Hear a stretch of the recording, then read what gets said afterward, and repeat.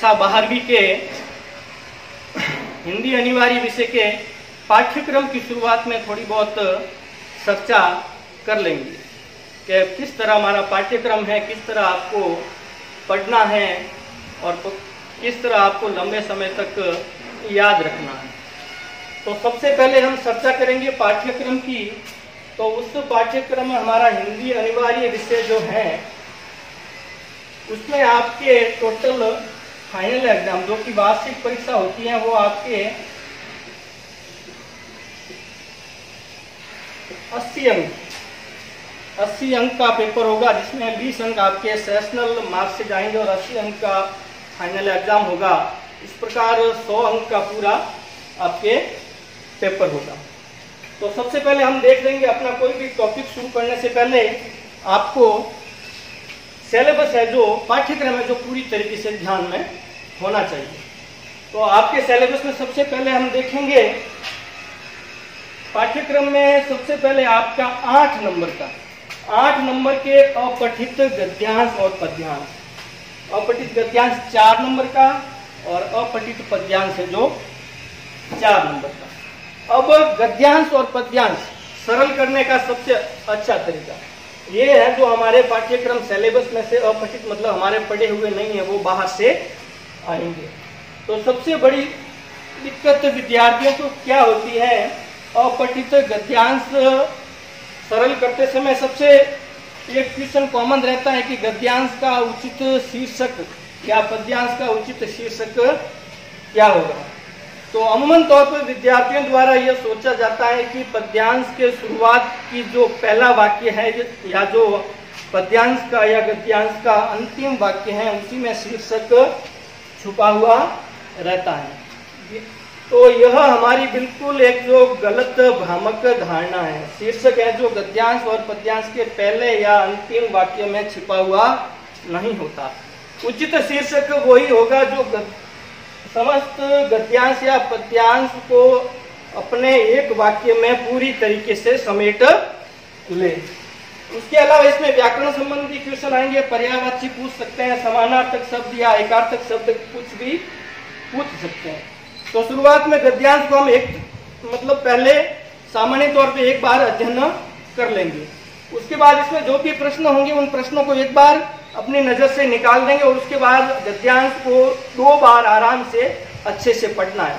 तो उसके बाद अपनों को प्रश्न के उत्तर मिलने शुरू हो जाएंगे। तो 4 नंबर का गद्यांश और 4 नंबर का पद्यांश, 8 नंबर का ये वेटेज आपके एग्जाम में रहता है।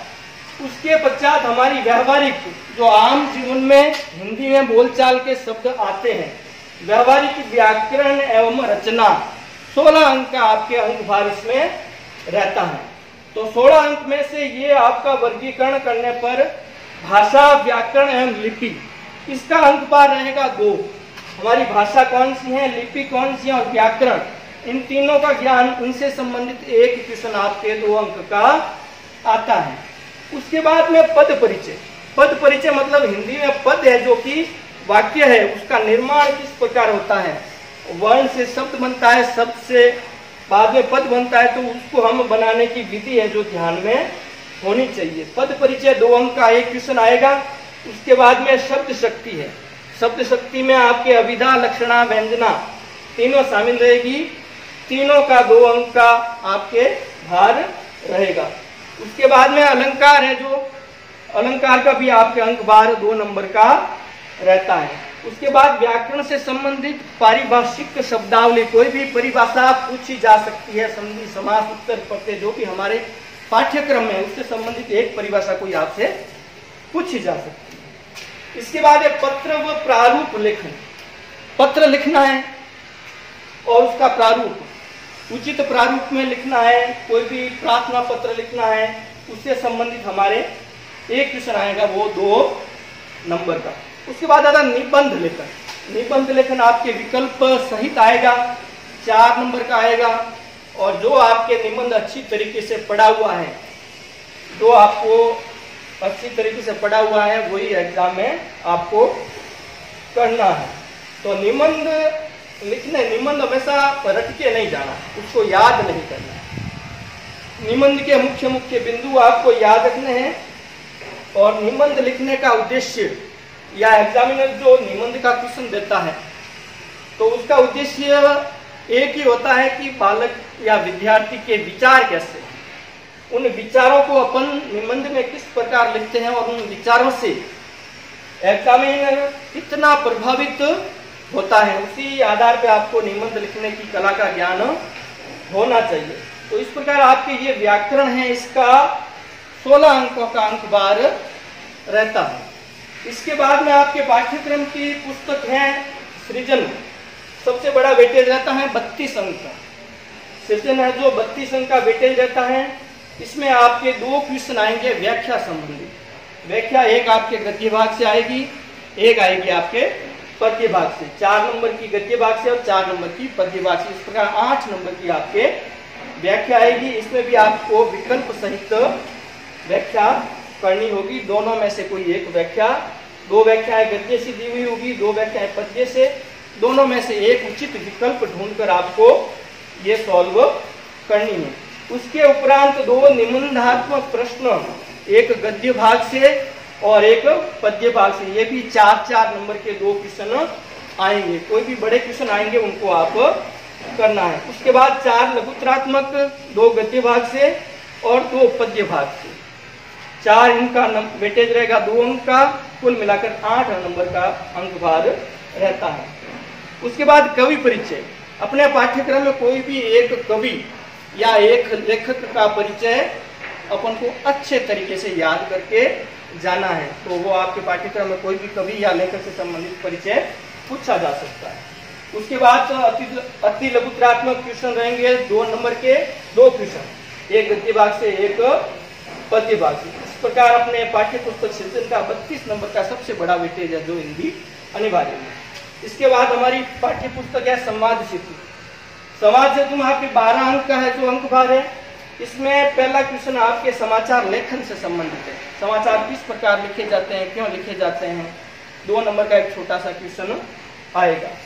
विविध प्रकार के लेखन में 2 नंबर के लेखन, विविध प्रकार के लेखन में खेल जगत की पत्रकारिता है, विज्ञान के क्षेत्र में है और हर तरीके के क्षेत्र में संबंधित एक क्वेश्चन कोई खेल के क्षेत्र में है।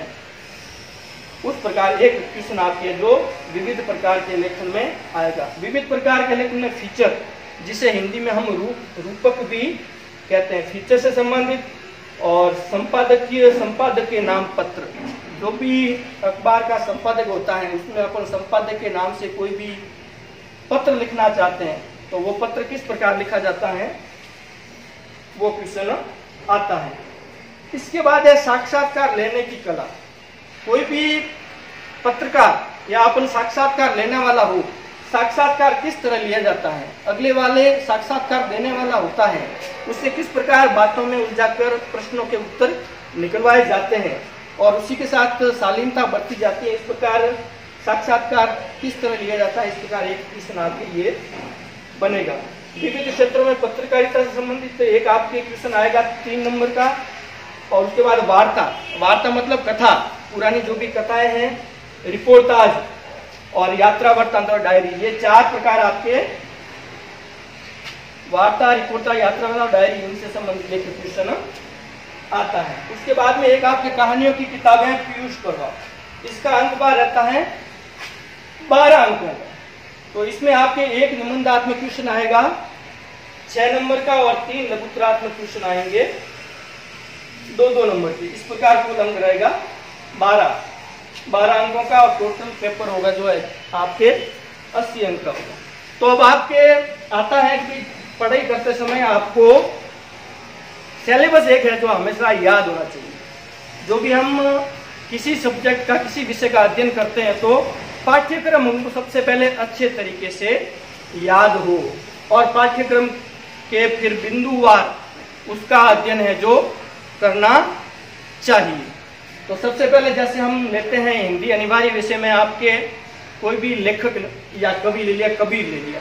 अब एग्जाम में कबीर से संबंधित जो भी क्वेश्चन आता है, किसी प्रकार का क्वेश्चन आएगा, उसको आप कबीर के ऊपर आपको पूरा अध्ययन करना है। उनकी रचनाएं हैं, उनका जन्म है, मृत्यु है, माता पिता का नाम है, वो संपूर्ण याद होने चाहिए। तो आज के वीडियो में हम पाठ्यक्रम के बारे में चर्चा की है। अगले वीडियो में हम जो भी देखेंगे, जैसे हमारी पाठ्य पुस्तक रहेगी सज्जन। सज्जन का पहला पद्य पाठ लेंगे, पद्य पाठ में कबीर। तो आज के वीडियो में मित्रों इतना ही, अगले वीडियो में फिर से चर्चा करेंगे कबीर के बारे में। धन्यवाद।